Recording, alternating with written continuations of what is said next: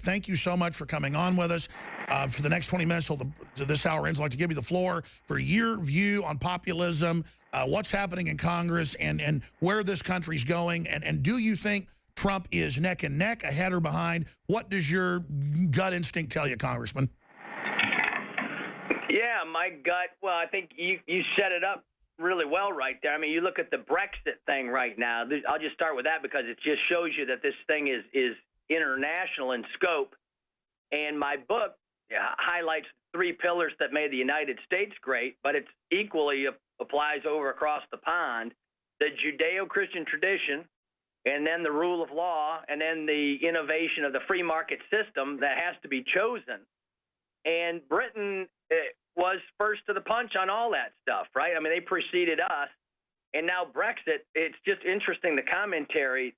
Brexit by itself isn't enough to ensure success. They have to go back to restoring their culture, which is the Judeo-Christian tradition, and then the rule of law and restoring their borders, and they have to go back to free markets. If they continue doing the socialized thing and the PC thing like we're doing, there's no clear path forward for them either. And so it's just amazing to me to see the same exact stuff going on here. On the rule of law, our borders, immigration was a huge issue I ran on. Trump is running on it. It's 80% issue, and the leadership in Congress, they're not tone deaf. They exactly know it's a huge issue, but they're just scared. After the Romney loss, they went to this autopsy report, and that report basically taught us that we should all be scared of our own voters instead of being courageous.